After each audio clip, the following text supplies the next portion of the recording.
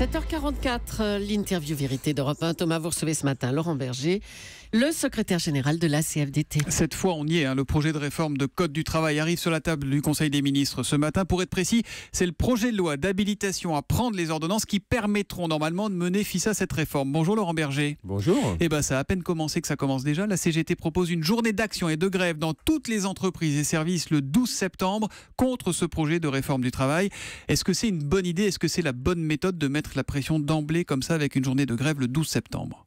Bon, d'abord, moi, je n'ai pas à commenter le positionnement d'autres organisations syndicales. Ce qu'a choisi de faire la CFDT plutôt, comme d'autres organisations d'ailleurs, c'est d'aller dans ces concertations avec nos propositions, nos contre-propositions, et d'essayer de peser sur cette réforme dont on ne connaît pas encore finalement le contenu, puisque le projet de loi d'habilitation qui passe aujourd'hui, c'est en fait on ouvre les boîtes sur un certain nombre de sujets, et ensuite j'espère que certaines seront refermées et d'autres seront exploitées positivement pour mener par exemple de meilleures articulations entre les négociations de branche et l'entreprise. Ça veut dire, pardon, je reviens quand même sur la journée, parce que c'est quand même pas un non-événement, la CGT qui appelle déjà manifester, on sait que ça avait pesé sur la loi El Khomri.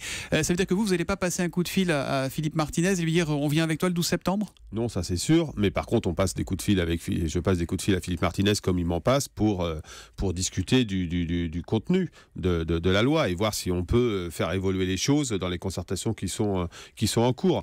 Donc il n'y a pas ni de désaccord ni de rupture entre nous, mais il n'y a pas d'accord par contre, c'est clair, sur cette modalité d'action qui est annoncée avant. Nous jugerons la loi lorsque la loi sera sur la table, et elle sera sur la table début septembre. On réclame une réunion multilatérale avec toutes les organisations syndicales et patronales pour regarder avec le gouvernement ce qu'est la loi in fine après les consultations, les concertations, et on verra à ce moment-là la position à prendre en termes de mobilisation ou pas. On a quand même l'impression que le scénario est déjà écrit à l'avance, le gouvernement avance, certains syndicats sont déjà dans la rue, la CGT, la CFDT va jouer les arbitres.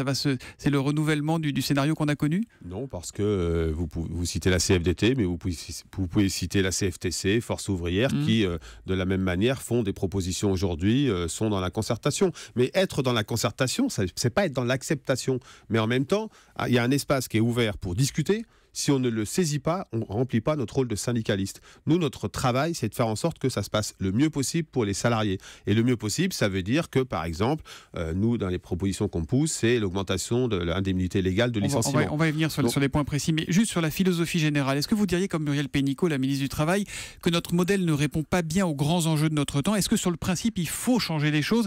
Est-ce que cette réforme vous paraît nécessaire, la réforme du Code du travail? Ce qu'il me paraît nécessaire, c'est de renforcer le dialogue social dans les branches et dans les entreprises. Ça, c'est évident, parce que c'est un élément d'amélioration concrète de la situation des travailleurs. Par contre, cette réforme, nous n'en étions pas demandeurs a priori. Je crois qu'il faudrait que On pouvait faire sans? En tout cas, il y a beaucoup de réformes qui ont été mises en place depuis maintenant 4-5 ans dans le domaine du Code du travail. Ça serait pas mal de les évaluer. Il y a un gouvernement qui est légitime, parce que les électeurs les citoyens se sont exprimés. Il met ça sur la table. Notre rôle de syndicaliste, c'est de peser pour contrer les mauvaises idées. Nous l'avons fait sur un certain nombre de sujets déjà, et pour faire en sorte que les points plus positifs émergent. C'est ce que nous allons faire. Parmi les points bloquants, vous le dites et vous le répétez depuis le début, Laurent Berger, il y a la barémisation des indemnités au prud'homme. Est-ce que vous avez déjà obtenu des garanties là-dessus? Non, parce que c'est dans le paquet de concertation qui arrivera plutôt à partir de mi-juillet. Mais nous avons déjà fait des contre-propositions. Par exemple, de monter... on nous dit l'indemnité, les réparations des préjudices au prud'homme, c'est parmi les plus élevés en Europe. On a regardé, mais les indemnités légales de licenciement, c'est parmi les plus faibles en Europe. Donc si le gouvernement veut être cohérent, il faut qu'il augmente les indemnités légales de licenciement, et qu'il ne mette pas, par exemple, la condition d'1 an d'ancienneté, il enlève cette condition, pour obtenir ces indemnités légales de licenciement. Nous ferons des propositions. Il y a des points sensible quand même. Il y aura des points de désaccord, mais moi j'assume ça. Avec le gouvernement, j'ai pas beaucoup de doutes sur le fait qu'en septembre, il restera des points de désaccord. Eh bien, nous les exprimerons de la manière qui nous intéressera à ce moment-là, qui sera utile. Toutes les manières sont envisageables? Oui, bien sûr. Vous savez, on est dans cette phase de concertation. Il n'y a ni confiance aveugle a priori, ni défiance généralisée. Il y a une phase de concertation. J'espère qu'elle sera loyale. C'est ce que nous efforçons de faire. Vous avez un doute sur la loyauté de la phase de concertation? ni un doute, ni une confiance absolue. C'est-à-dire que moi, je regarderai, in fine, je jugerai encore une fois sur le texte, sur les intentions et sur tout ce que ça produira pour les travailleurs. Autre point précis, il y a dans les tuyaux un CDI de projet. En clair, c'est un contrat qui dure la durée d'un chantier. Alors ça, c'est clair, hein, c'est non pour la CGT qui voit la fin du CDI. C'est une ligne rouge pour Force ouvrière et pour vous, la CFDT. C'est non. Une des questions qui a été évoquée, on l'a vu dans la presse, que des fois, c'était qu'il y a possibilité de négocier ces contrats de chantier dans les entreprises. Pour la CFDT, c'est non. C'est clair, net et précis, oui, c'est pas négociable. C'est non.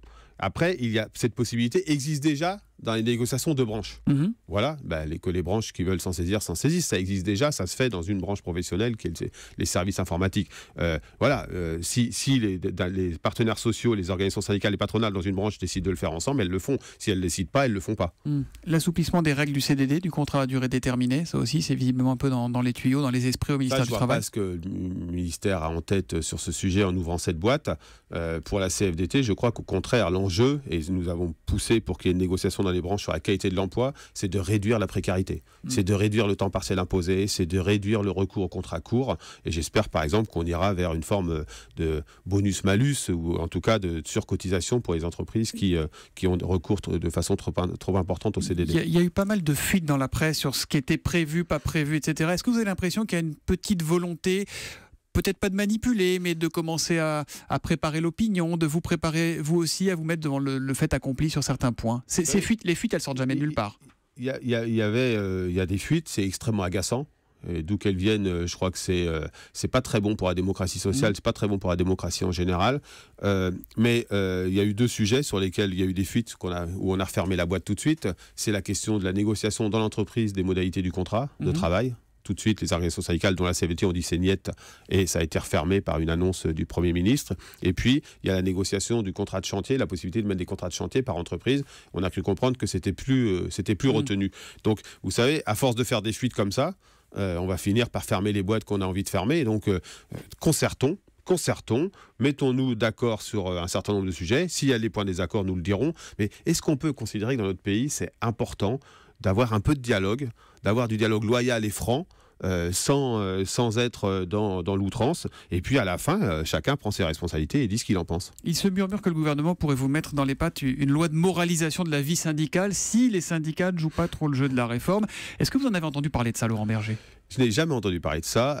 C'est dit que ça nous aurait été dit dans l'entretien avec le président de la République, qu'il n'en a été nullement question, et j'ai envie de dire chiche. Allons-y. La CFDT publie ses comptes depuis des années. Allons-y sur la moralisation des responsables syndicaux. Allons-y sur la moralisation du comportement des organisations syndicales. Je dis chiche.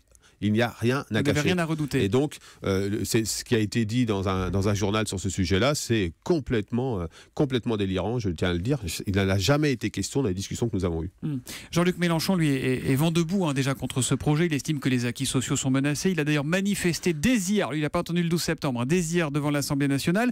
Il sera ici à 8h15. Est-ce qu'il sera le bras armé des syndicats à l'intérieur de l'Assemblée nationale ? Est-ce que vous allez travailler ensemble ? Vous savez, les représentants des travailleurs, des salariés, ce sont les syndicats, les organisations syndicales. Oui, il y a quelques syndicats qui ont des liens assez forts avec les politiques quand même. Ensuite, oui, mais ça leur regarde, ça les regarde.